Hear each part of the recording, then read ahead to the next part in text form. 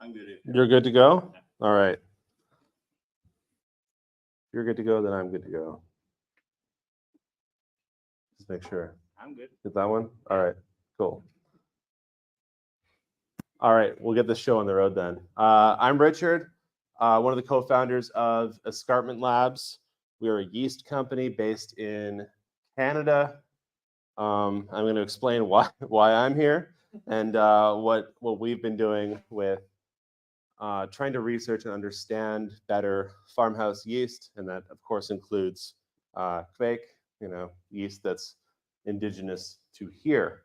So just want to give that context. I'm the Canadian guy. I think I'm the only Canadian here, so I'm going to do my best to represent my country. And I've already insinuated that I'm superior at one form of hockey, so I think I'm doing my part so far.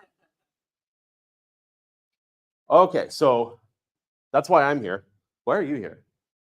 If you're here to learn about farmhouse yeasts, including kveik, and some of the recent studies that have been done on them, you're in the right place. Anyone not here for that? You here for that? Hands up. Great. Okay, cool. Cool. I wasn't very good, man. Okay, and then I want to start with a question. I've got a few quotes peppered in here too. I think this is one of the fundamental problems that we're facing with the farmhouse beer world here. Who's going to keep farmhouse yeast and farmhouse brewing alive in 50 years or 100 years? I see one hand up. 50 years. I know it's a problem. I know it's a concern, right? So I want that to be the frame that we approach all of this stuff around the science with. Is the whole intent here is let's strike while the iron is hot and do our best to understand what has been created here and preserve it, because it might not be here forever. We've seen local brewing, traditional brewing, yeast die out in a lot of places. I want to start with a quote. So this is from the beer writer Michael Jackson. What a guy. Love that picture. And I think it's a good framing for what we're talking about here today, because we're talking about yeast. So he says, he's actually quoting someone else, but I'm just going to attribute it to him. While today's barley malts and hops can be more or less matched with recipes from the past, the yeast is its most elusive element and easily lost forever. The malt and hops make body and character, but yeast is the soul. Do you agree? Yeah. Okay. Cool. So why get interested in farmhouse beer yeast? Why am I here? I run a yeast company, so there's always some kind of commercial interest. I see a hand up. If I get out of the way.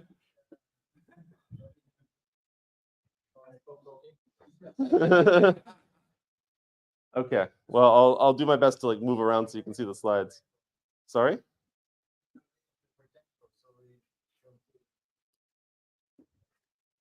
Yes. I see. Okay. Yep. Got it.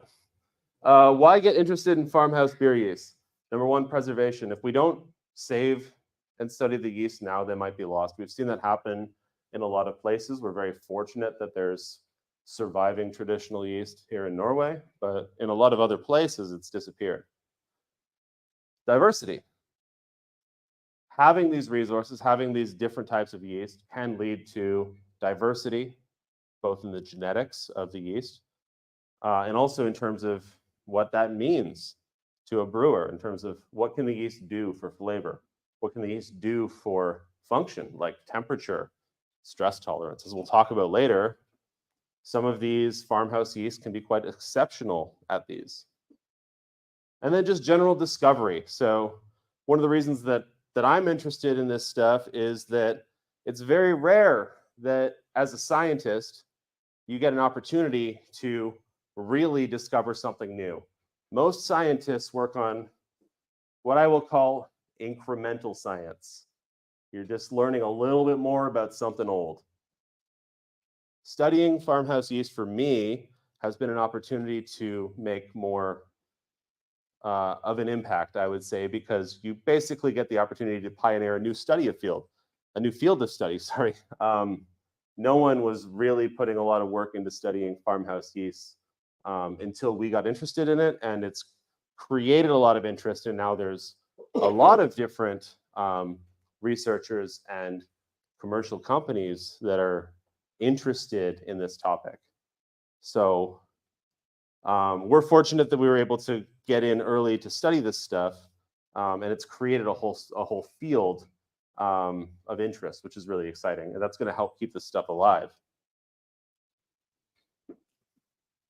This crowd doesn't really need to know this. Just wanted to give a quick overview of farmhouse yeast. So what's the context here? Farmhouse yeast.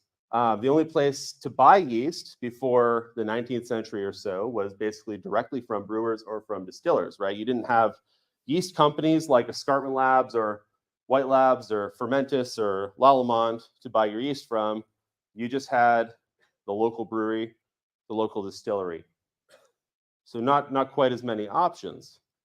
So if you're a brewer, you have to maintain your own yeast.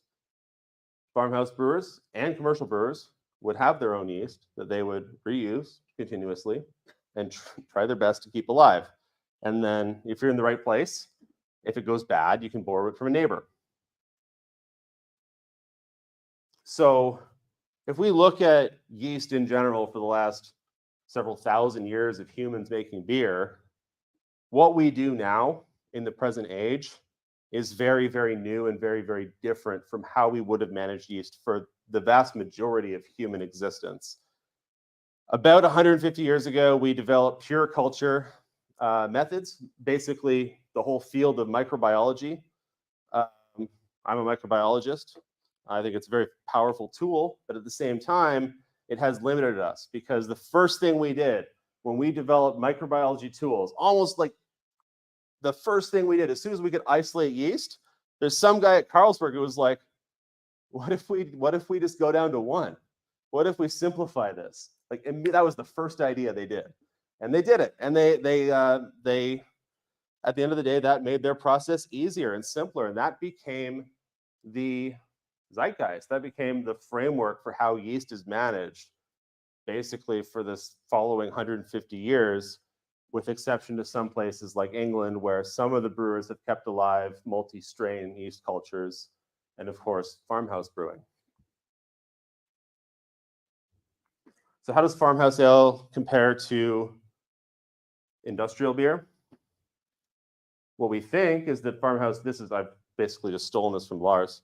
What we think is that farmhouse ale has evolved in parallel with commercial beer. And there hasn't been very much overlap.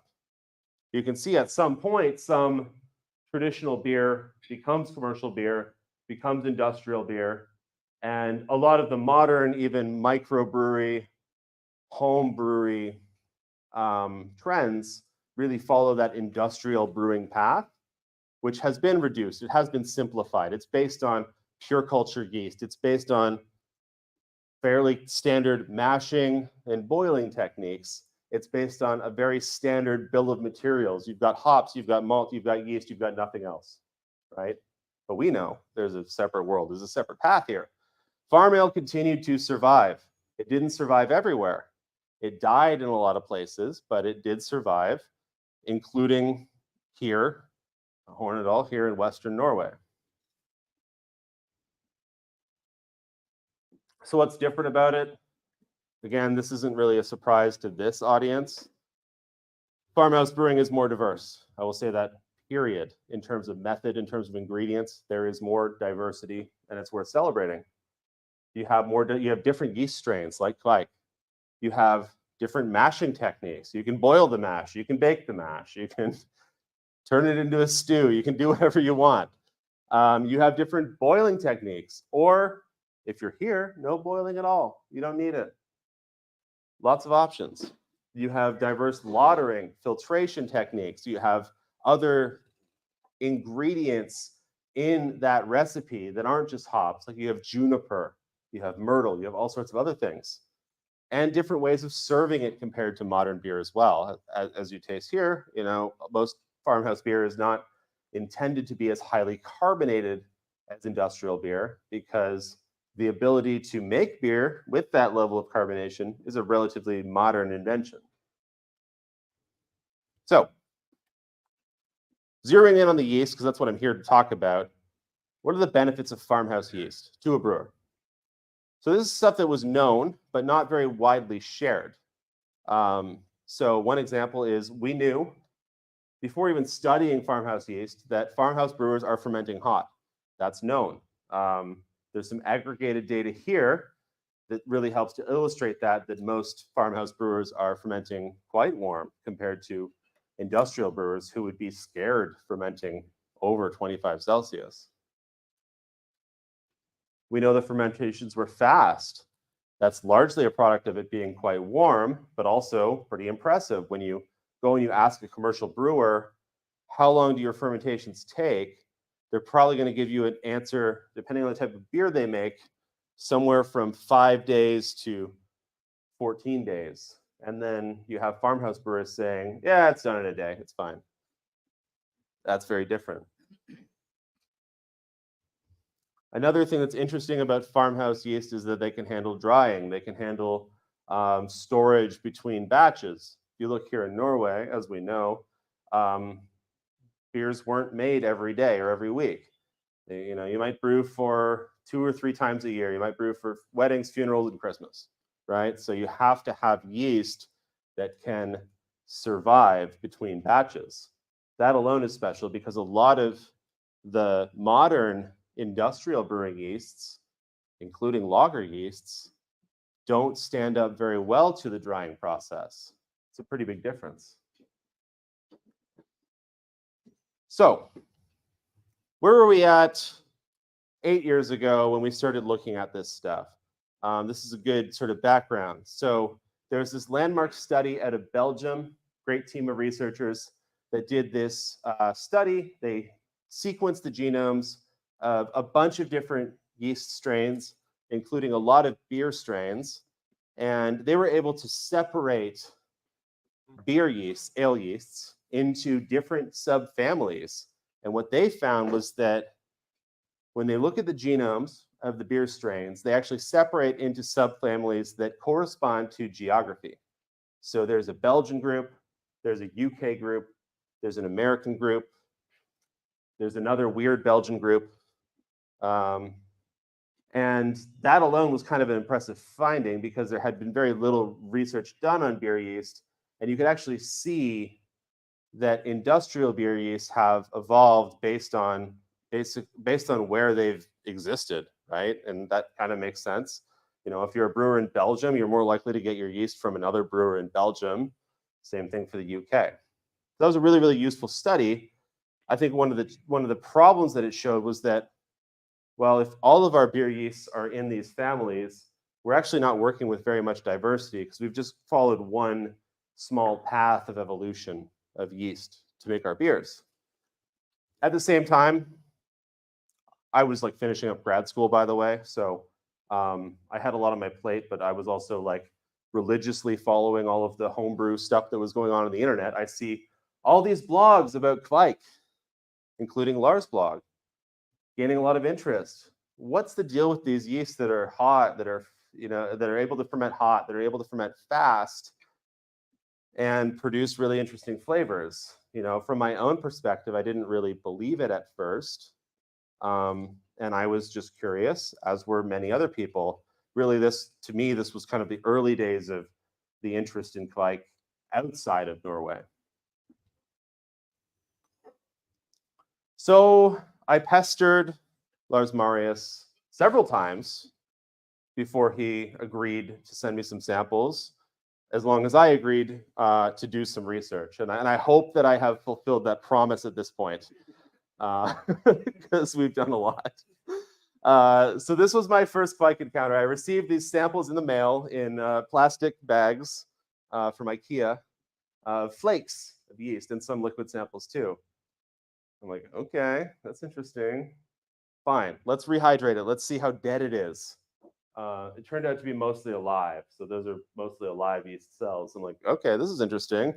They figured something out that's taken these billion-dollar companies a lot of time to figure something out, right? It actually takes a lot of ingenuity to make high-quality dry yeast. Okay, let's put it in some wort. I'll check on it tomorrow and see if it starts fermenting or growing or anything like that. Put it in some wort. 40 minutes later, after lunch, it's fermenting. This is not normal yeast. What's going on here? So that was the spark for me to start getting obsessed and do some more research. So that's what we did. This shouldn't be a surprise to anyone, but this is one of our initial, findings with Kvike, is that it's a multi-strain yeast community.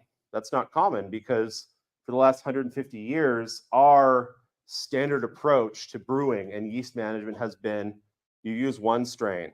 You use one strain, you grow it up, you propagate it, you pitch it into your beer, you use it 10 to 12 times, and then you throw it out, and then you go back to the original one, you grow it up, for infinity.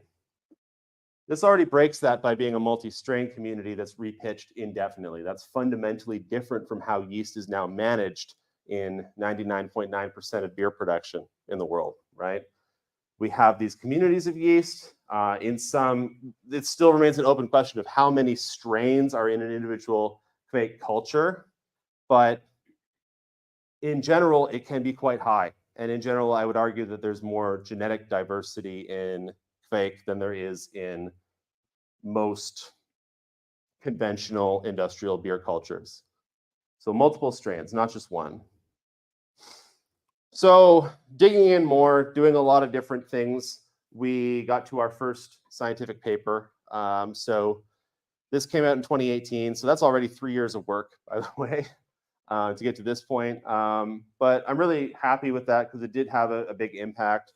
This is around the same time that interest in Kvike was quite high, especially outside of Norway. There's a lot of interest in North America in these yeasts for some of their benefits because commercial breweries were growing really fast. They needed some of these solutions of fast fermentations and turnaround times.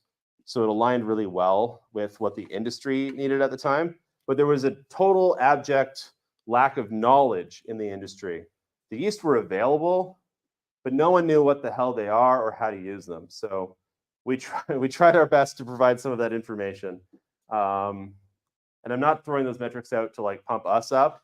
I just want to show that it's something that people cared about at the time. Like for an academic paper, that's pretty impressive that people actually cared and read it and cited it.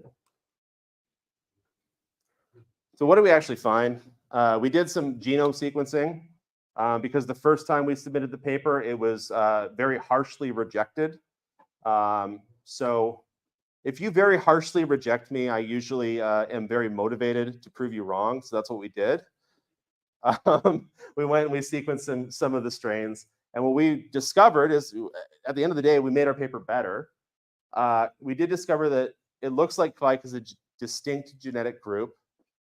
We had some evidence that it has a hybrid ancestry, and we'll get into that more later.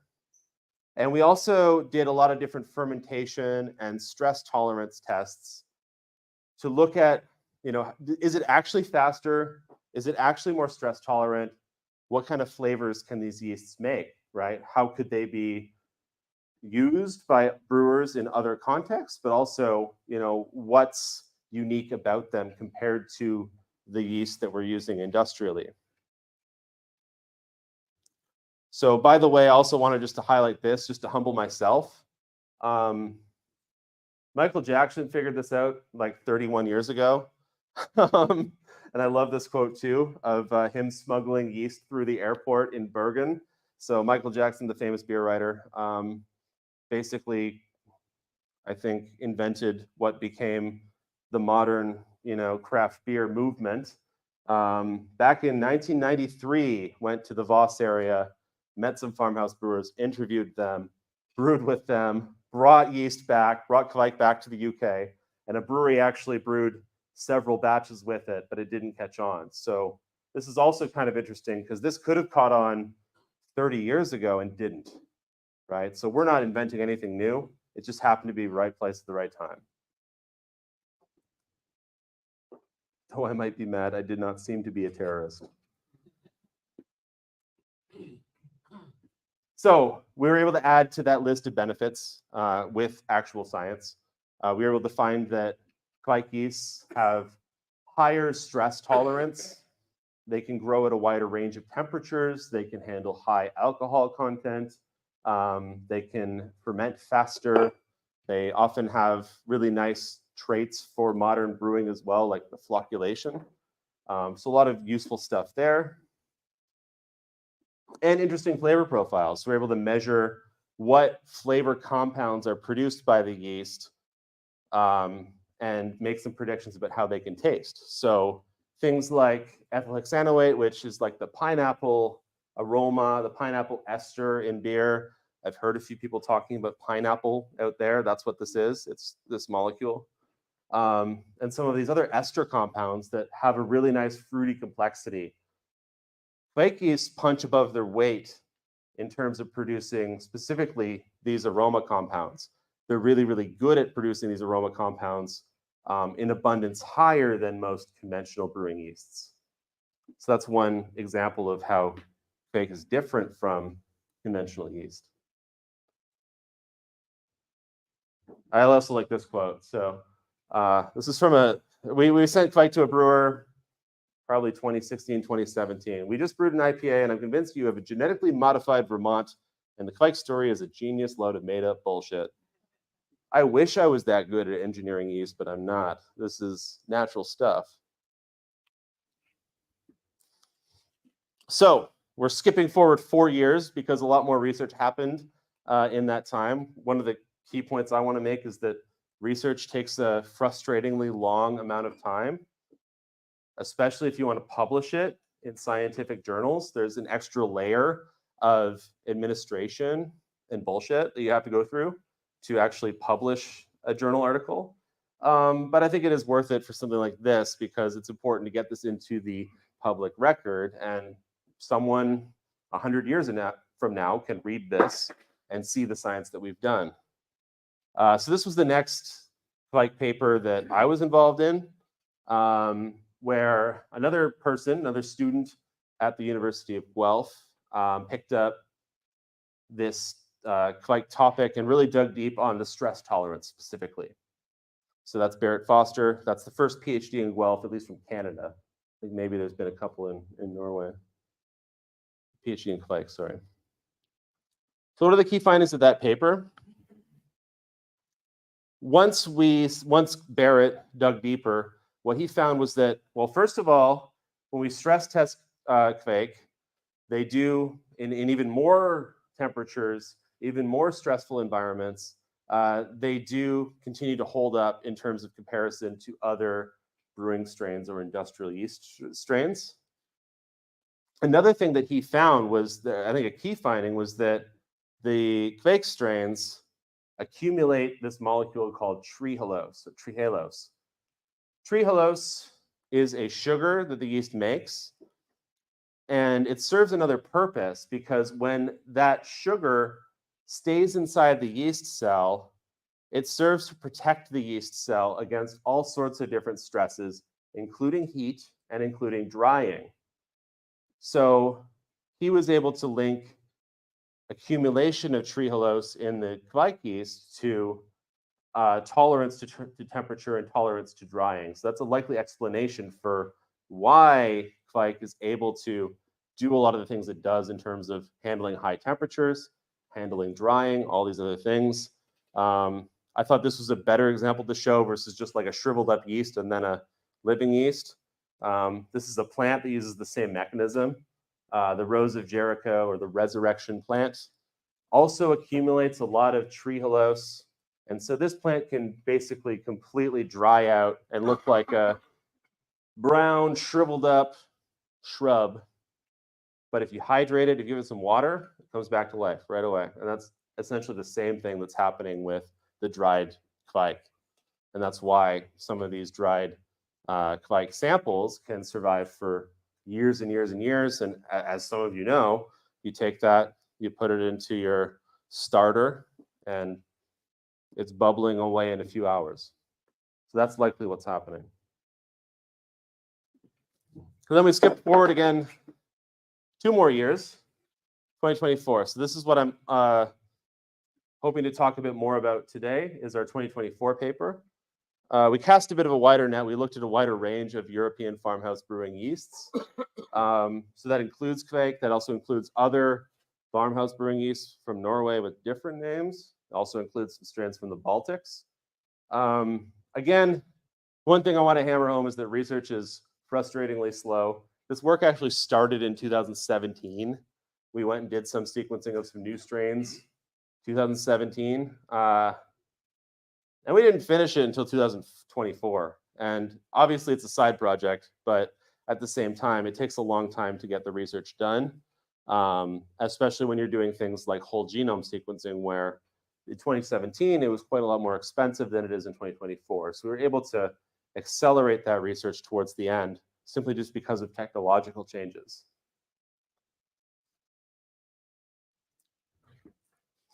So what do we look at in that study? It's the most comprehensive analysis of farmhouse yeasts that's been done so far.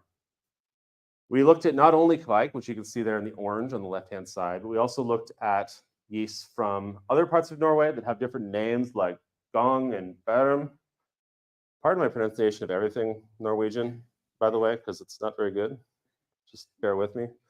We also looked at yeast from the Baltic region, from Latvia and Lithuania, and we're fortunate enough to collect some yeast in Russia as well. So Lars Marius had collected some yeast in Chuvashia in Russia.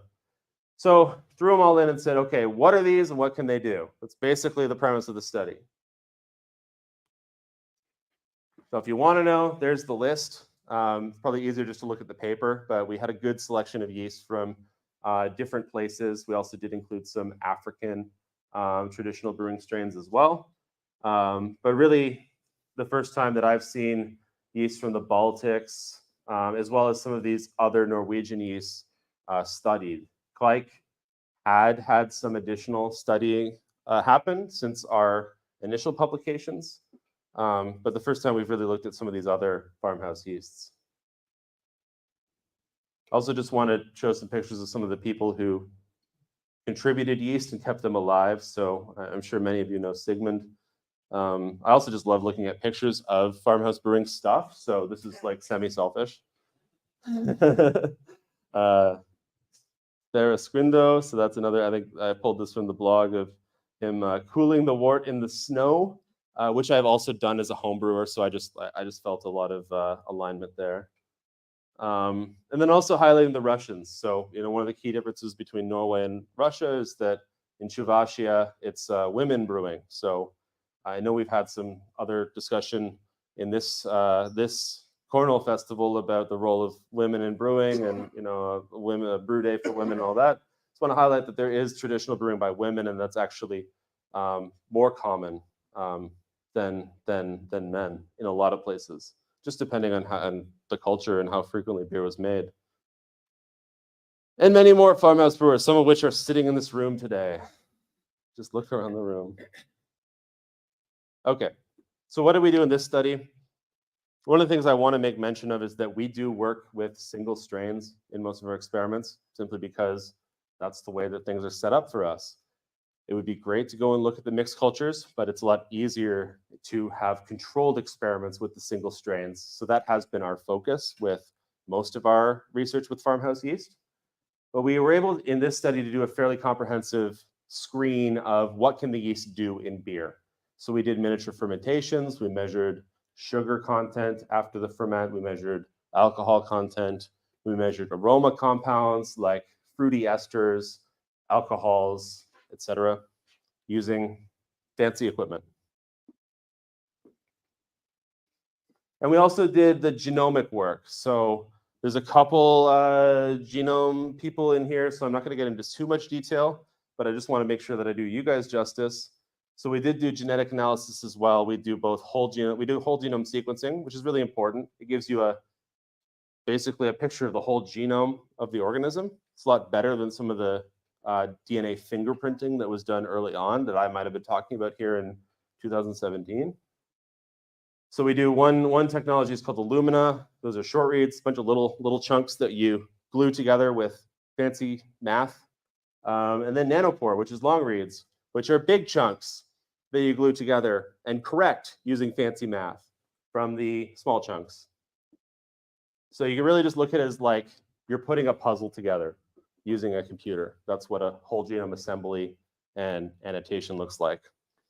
So we're able to get a lot of good information on the actual genome of the yeast, the genetic code, and what is different about the genes in farmhouse yeast versus a industrial brewing yeast, and also look at those populations and compare those. So this is like, we're going to start zoomed out. We're going to like zoom in as we go, just so you know.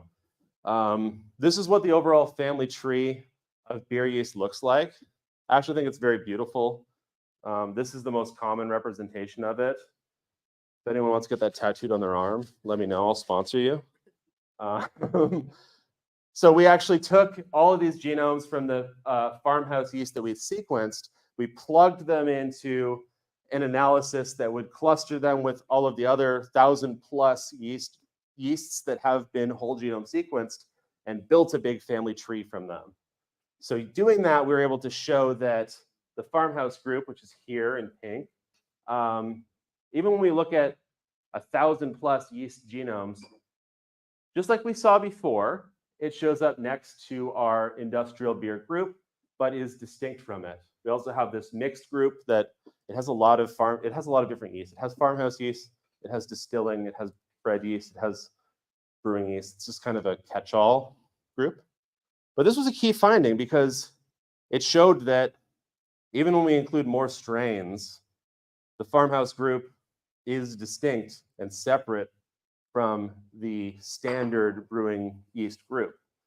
By the way, all the data points to the root of Saccharomyces cerevisiae or common yeast being in Asia, somewhere in China or Taiwan. So that's what you're seeing here, and you're seeing basically diversification from there. So somehow, some way, some yeast from Asia evolved and became the yeast that we use in most of our bread, wine, beer, etc. So we can zoom in, and what we see is really kind of cool. The farmhouse yeast form subgroups according to their geography. Usually, when you do this kind of analysis, you don't see such a clear result. So this was actually quite exciting to us. We also didn't get to this point until basically a year ago when I was convinced to sequence more strains. It was a lot more muddy. So it's also the value of the collaboration. And I think Lars Garshol and myself especially are pushing each other to do more all the time. But this was really, really special because you actually see, if you separate these by where they come from, first of all, we do see our farmhouse group here. We see it separate from the beer group. We do see some of our strains fall into this mixed group, a few other oddballs in other areas. But by and large, when we take this sample of 30-something farmhouse yeast, they all fall into one group, regardless of whether they're from Western Norway, whether they're from Eastern Norway or inland Norway, or even if they're from the Baltics. So that's a pretty amazing finding, that the European farmhouse group is more closely related to each other than they are to any of the industrial yeasts that have been sequenced so far. And that based on their geography, they're distinct from each other too.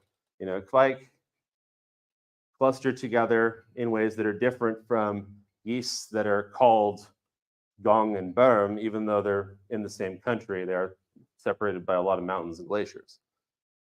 And even the Baltic strains, yeah, they're a little bit further separated from the Norwegian strains, which makes sense. but they're still closer to the other farmhouse strains than they are to industrial strains.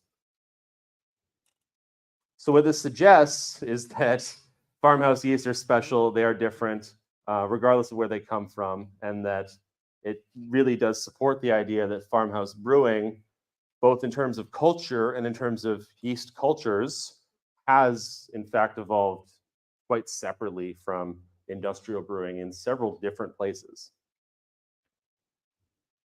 So where do they come from? That's a tough question because yeasts love to crossbreed. They're very sexually active, uh, weirdly enough.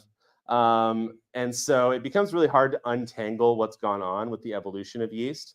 What we do know is that beer yeast itself, which is here, is a product of what we call admixture, or genetic mixing of populations. So a population from one place breeding with a yeast from another place, and then that genetic contribution influencing that new population.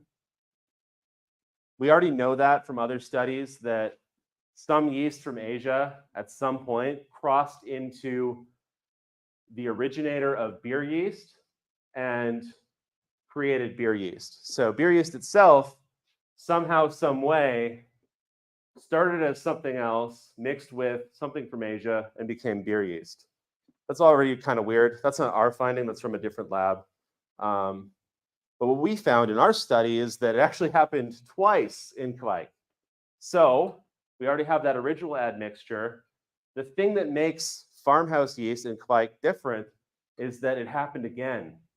You have this Asian crossover, once again, into the European farmhouse yeast. So why does this make the yeast different in terms of flavor? Why does this make the yeast different in terms of temperature tolerance or speed or etc.? Why did this happen? It's more questions than answers. I think that's what good science should do. It should open up more questions than answers. So I don't have the answers to any of those questions. Each one of those questions is a new PhD thesis at the end of the day. Just to simplify it, I just stole the diagram from Lars Marius. This is more or less what the science says happened, is you have some Asian fermentation introducing itself to create beer yeast, and then introducing itself again to separate the farmhouse yeasts from the industrial yeasts. So why? I don't know. Why is it more Asian? I don't know. We can only speculate. One of the theories is that we know that Vikings did travel very far. We know that they had yeast. We know that they've written about Kveik. Maybe they picked something up in their travels into Asia and the Silk Road and brought something back, and that's what became, by modern, I mean like 1,000 years ago, but modern Kveik. We don't know. It's going to be really, really hard to figure that out. But it's fun thinking about, right? So what does this mean? Despite the geography, farmhouse yeasts are more closely related to each other than they are to the industrialized yeasts. That really, really supports the idea that farmhouse brewing itself is distinct from industrial brewing. I think that's a pretty interesting finding. We also looked at some of the other traits of the yeast. So if we look at fermentation efficiency, some of these strains showed higher fermentation rates than Kveik, which we knew, in the past study were really at the top end of beer strains. I'll be the first to admit that we did our fermentations at 25, which most of you will agree is too cold for Kveik. So that's our fault for designing the study that way. That being said, there's some strains that are quite a bit faster at 25, which is kind of cool for some brewers. And then another thing that was interesting is that there's quite a big difference in how much of the malt sugars the yeast can ferment. So some of the yeasts are quite low attenuating. They're going to make a sweet beer, where some are quite high, and quite a lot more diversity there than there is in conventional industrial strains that are all kind of within the same ballpark. Flavor, I think that's really important to brewers. I've had a lot of conversations here about flavors. People asking me, hey, what's the flavor in this in this Kornøl, I'm like, this is what I think it is, but there's a lot going on here, so I can only speculate, but we can always measure these things on the GC. Some really interesting strains that popped out from all over the place. So strains from Russia with floral aromas, strains from inland Norway with really, really exceptional production of that pineapple ester. Strain from Lithuania with more ester production. It's another really oddball strain, the Morum, pardon my pronunciation, also from inland Norway, that's basically just like an aroma powerhouse across the board. So red means more in the heat map. This one makes everything. So quite an interesting strain to pop out from this study. And then even if we go and we look at African brewing yeast, we see interesting traits. If you want strawberry ester, that's the one to use. We can link the genetics to the sugar consumption. So strains with mutation in maltose genes. So red means broken, blue means not broken. Also tend to have poorer maltose fermentation. So you can see that, for example, in these two here, the Scrindo, they have poorer consumption of the malt sugars. You can see the strains from Africa, they don't touch the malt sugars very well at all. So it's useful for us as scientists to link the genetics to what the yeast can actually do, because then it's easier for us to understand them. And then if we want to go and develop new strains, we can do that too. So this is copy number as well. Yes, we do have copy number. Yeah. Yeah. Copy number was, yes, on the left-hand side. We can also link genetics to flavor. So another conversation I've had with people here is about phenolic off flavor. Or you hear yeast people talk about it as POF. Phenolic flavor, that clove. Most people perceive it as clove, baking, spice, kind of aroma in beer. The inactivation of these genes, specifically this one, FDC1, but also PAD1, cause the yeast to be unable to make that flavor. So if you, for example, tasted beers out here with the baking yeast, that's got POF, and you can pick it up right away. We're super sensitive to it, whereas the vast majority of Kvik and Kvik beers do not have POF. There's clearly a preference here in Western Norway for beers that don't have phenolic off flavor. It is very cultural. The Belgians love it, but many, many other people and cultures don't. So it's another thing we can link the genetics to the flavor, because we know that if these genes are inactivated, if it's red, that gene is more likely to be non-functional, and so you're more likely to have a yeast that doesn't produce that phenolic flavor.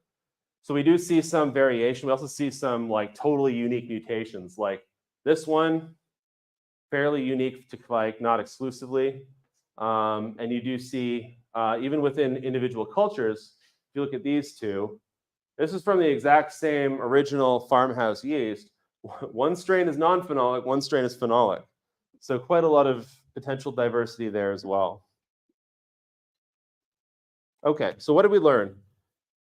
It's a lot to cover in that study, but we see evidence that farmhouse yeasts, including Kvik, are distinct from industrial yeasts, despite the geography, despite, these yeasts are in Latvia, Lithuania, these yeasts are in Western Norway, still closer to each other than they are to Kolsch yeast. Kind of cool. We see pretty significant phenotypic diversity. That's a very scientific way of saying they taste different and they do different stuff. And we also, I think we see new possibilities for brewers to develop new beers. Being here, last time I was here was 7 years ago. I'm already seeing things change. I'm seeing, the brewers from Stjørdal are using Kvik now.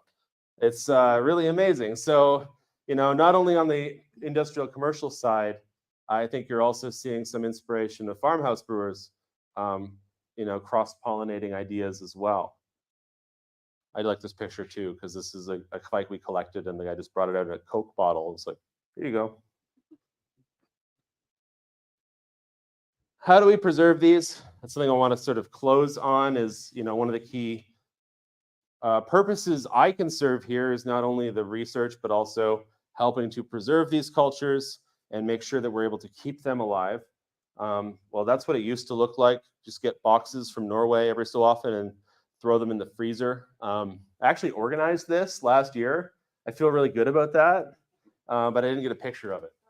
So I still have all of the originals in the freezer. They're all backed up in the cryo freezer too. It's all there. But this is what it looked like for a while. But we do, in fact, have anything we've received from Norway, from Latvia, Lithuania, everywhere else, is banked in our yeast bank. So as of when I last looked at this, we have about 370 different things in the cryo freezers. We do those in duplicate, so they're in 2 different locations. So if a nuclear bomb falls on Guelph, Ontario, it's gone. But if one facility goes down, we're okay. We've got a backup. So, hope that doesn't happen. A lot of these are single strains. So I do want to, give that caveat that even one fake might have, depending on who's counting and who's looking, anywhere from 4 to 10 to 40 different yeast strains in it. So there's quite a lot to dig into. But we've been able to store a lot of different yeasts and make sure that they are, well kept and able to be brought back to life, able to be studied, and able to be made available to brewers. So you can see a lot of these, the vast majority are Kveik. We've been able to build a collection from other places too, including Lithuania, other parts of Norway, and other parts of the Baltics. Would love to get more farmhouse yeast from other places like Africa or Bhutan, but we don't have those connections yet. So what else can we do? As I mentioned, single strains are easier to study, but it doesn't really give the complete picture. No one here brews with, for the most part, brews with single strain Kveik. They use the mixed culture, right? And those have some benefits in terms of complexity of flavor, in terms of probably even stress resistance, right? You just have more strains, you have more diversity. They're probably able to handle a wider range of stresses. So analyzing mixed cultures might be more authentic. It might actually give us new insights as well. At this point, with so many strains, 255 individual strains in this case, we got to go high throughput. So that's really the next stage for us with our own research, is using high throughput screening. So using robotics and automation to really sift through all of these different strains of yeast and figure out what are they capable of, what can they handle, what is worth digging more into. But also money is needed for those things too. So we're always working on that. We do have some great collaborators at the University of Guelph that we've been able to work together quite a lot to get research funding to make all of the stuff I just shared happen. But we're still interested in working on this. I think there's still a lot of potential. We've actually been doing the high throughput screening already. We managed to get a bit of funding for that. So already we're seeing, in some of the farmhouse cultures, yeast that we've never even really had the time to look at in the lab show exceptional characteristics in temperature tolerance, alcohol tolerance, antioxidant capacity, all sorts of interesting things. So people can buy Kveik from us. I don't think that's as relevant here, but just to highlight, we are a company. We do sell yeast. That's how we make money. We do release new strains every so often of farmhouse yeast or Kveik. We do have some popular products out there as well. There's in fact a couple beers here at the festival made with our Crispy, which is a lab evolved variant of number 41 Skara, which I don't know how I feel about that still, but it's out there. The beer is nice. And we have some other Kveik derived strains available. They are simplified. That's the reality of industrial production of yeast, is you do have to make it consistent. So that usually means reducing the number of strains. And brewers in Canada do use Kveik. I've had people ask me this several times, like, is it still popular? Has it died down? I would say sort of, but we put a lot of effort into making the products of good quality from the start. So we have brewers in Canada who are using Kvik yeast that we propagate and continuing to use it, and they're really happy with the results. And some of those are even quite large breweries. I'm not going to say who we're selling Kvik to, but it does include the biggest brewing conglomerates in the world. And at the end of the day, that can present some problems, but we do try to make sure that some of those proceeds can help support research. So for example, all the sequencing in that last study was paid out of pocket. Escarpment Labs paid for that. There was no grant funding for that sequencing. This doesn't happen alone. Science is expensive, time-consuming, takes a lot of people, takes a lot of collaboration. Just wouldn't recommend it if you're not tolerant of frustration, just in general. But it's very rewarding because we get to discover something new and it gets to live forever. So I just want to highlight all the people that helped make this stuff happen that we've done so far. So Lars Marius, of course, for the strain supply and the infinite wisdom, both very, very important. We wouldn't have been able to do any of that research without his prior efforts and his ongoing efforts to source farmhouse yeasts. Professor George van der Merwe for humoring me when I brought this to him, and his first thing was like, you have to finish your thesis, right? Yeah, George, but this might be something special. So thanks, George, for humoring me on that. And he's been a great collaborator and supporter ever since. And in fact, I think there's a time when like most of the people in his lab were working on Kvik, so he fully bought in, and that's been really, really cool to see. And we've been able to do a lot of really good research together. Christopher Krogris, he's over in Finland. He's a really, really great yeast scientist and has helped on all the genomic work that I don't know how to do. And I could learn, but I can also ask Christopher, and he's just like, here you go. I'm like, how did he do it so fast? So Christopher's amazing. And then the home team in Guelph too, Caroline, she did her master's in Brett, which is also really cool, I think, but she did a lot of the early work with the Kvik projects. Barrett, as we talked about, PhD in Kvik, basically. He's supposed to be defending this month, which is really, really exciting. And then Eugene Fletcher as well. So Eugene was R&D at Escarpment Labs, and then he got a professor position. So, that's very, very rare, especially these days. So I don't hold any grudges against Eugene for moving on from Escarpment R&D to being an actual university professor.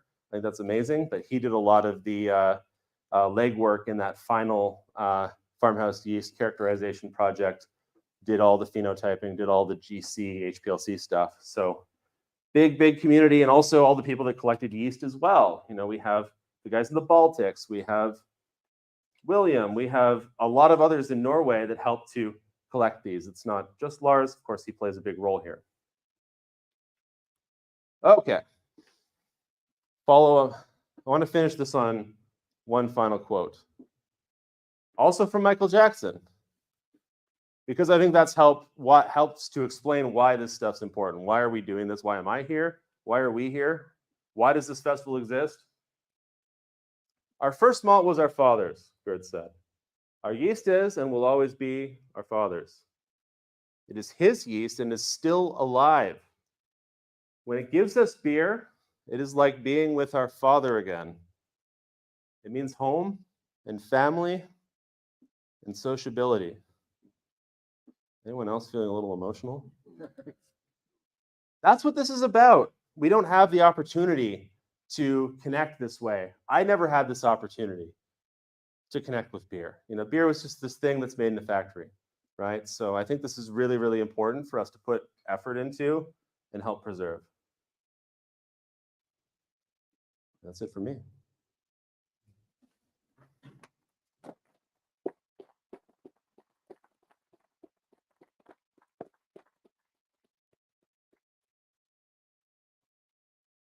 I saw a first hand up over here. Is it possible that the Asian person came in crossbreeding with the Western yeasts came at the same time, and then crossbreeded approximately at the same time, and then you get that on your sheet there, and you will see that your findings would be that came late on. Technical interest, you know that exactly, or it's only your way to look at it. Yeah, so I mean, the question is about the timeline of that admixture of Asian yeast into beer yeast, whether that's farmhouse or whether that's beer one.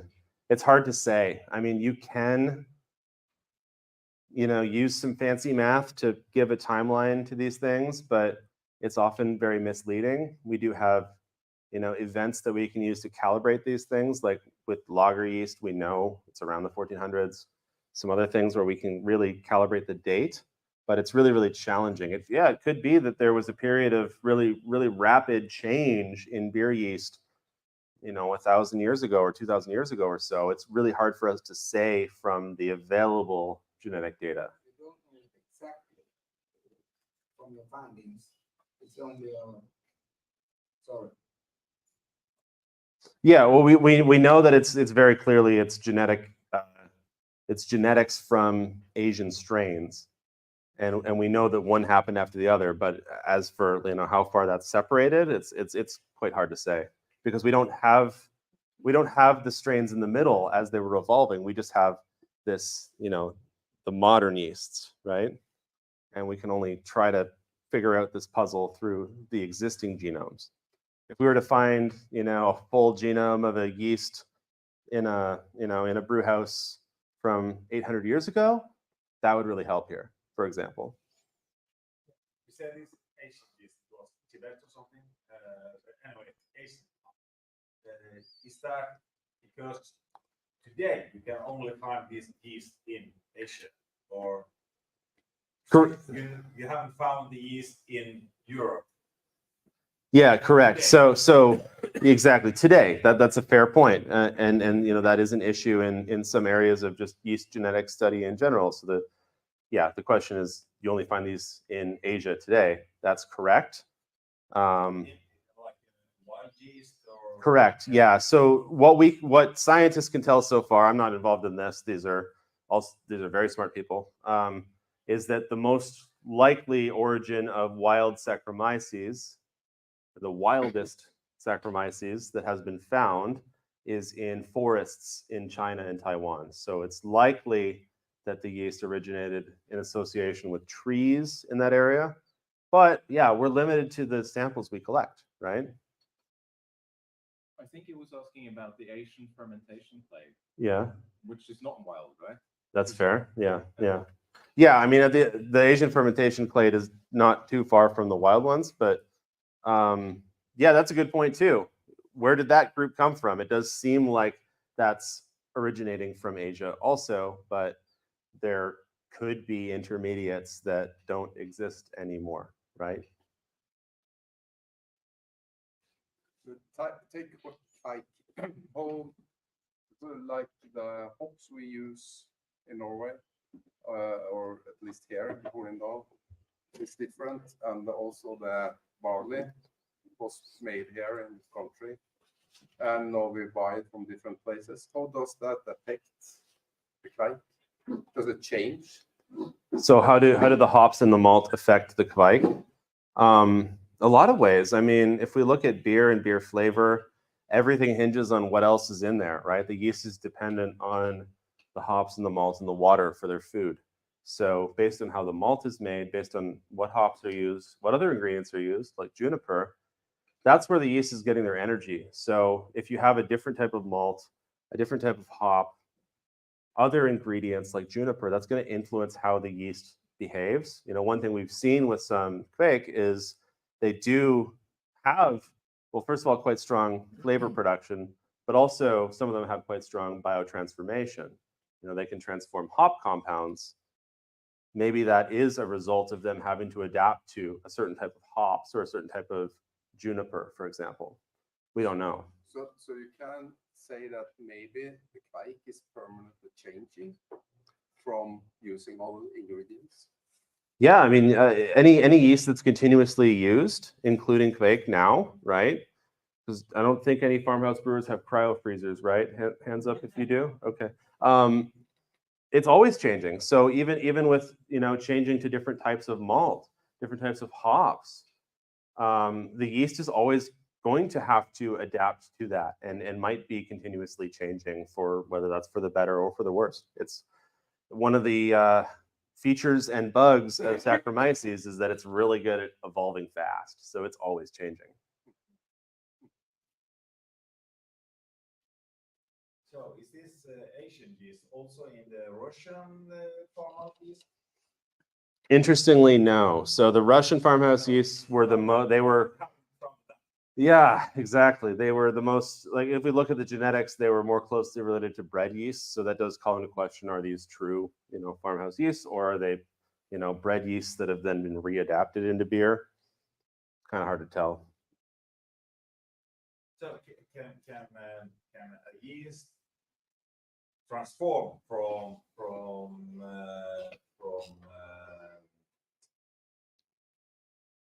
not that's the word,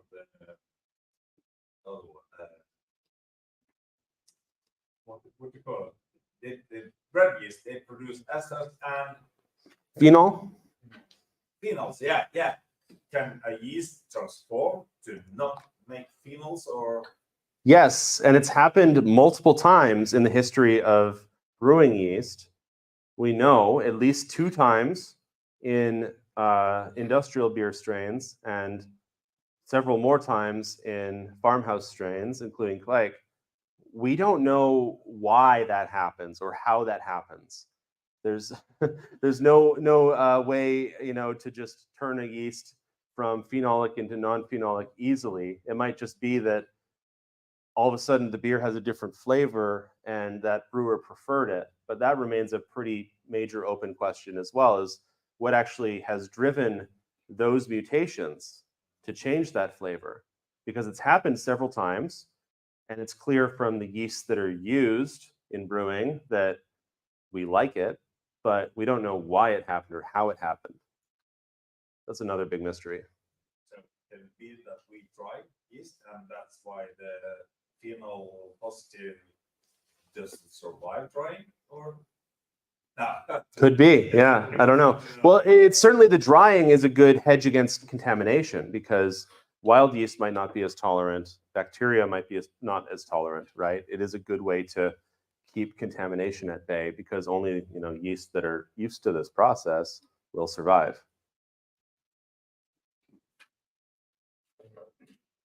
You had mentioned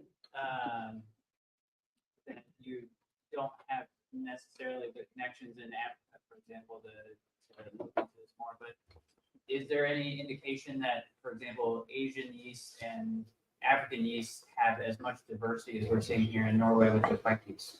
Oh yeah, if not more. Yeah. Absolutely.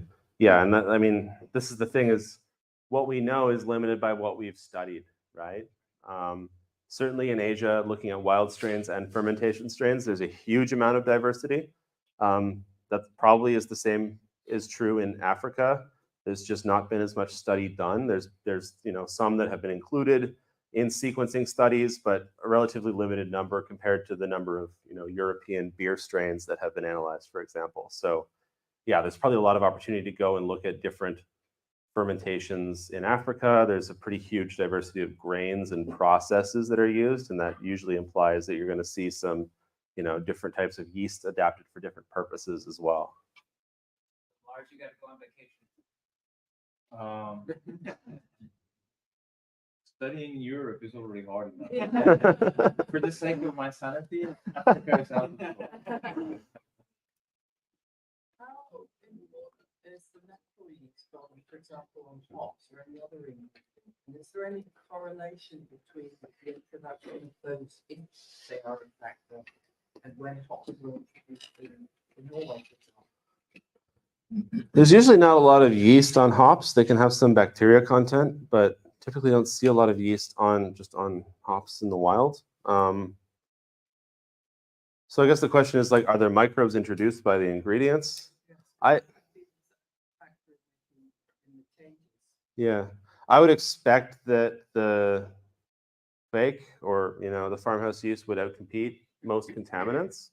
That being said, I imagine the introduction of hops probably, as we talked about earlier, anytime, like the yeast is constantly evolving and constantly responding to its environment. So introducing a new ingredient like hops might then change what yeasts are able to grow and ferment quickly, right? And then just change the cultures. We certainly see that hops have compounds that can be inhibitory to some yeasts and not to others. So it will select for different types of strains. And same thing with bacteria too. Obviously, hops are really bad for bacteria, so that'll cut down those numbers quite a lot. I'm thinking that the historic introduction of various ingredients, whether they in themselves could be triggered for Yeah. changes. Yeah. Well, I mean, when were hops introduced here? About 1,000 years ago? More. Okay. Yeah. That's a fair point. Yeah. Yeah. I mean, I would also expect there to be more rapid change in the yeast if there's also a sudden or rapid change in the brewing process or the ingredients, right? That's logical to me. It's worth thinking about. Anything else? Want to go back to partying?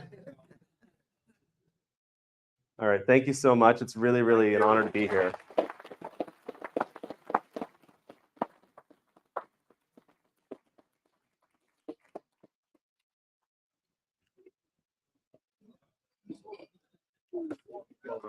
Thanks.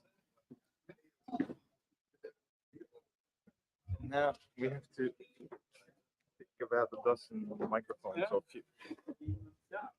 Try and distribute them to the owners. That's yours, right?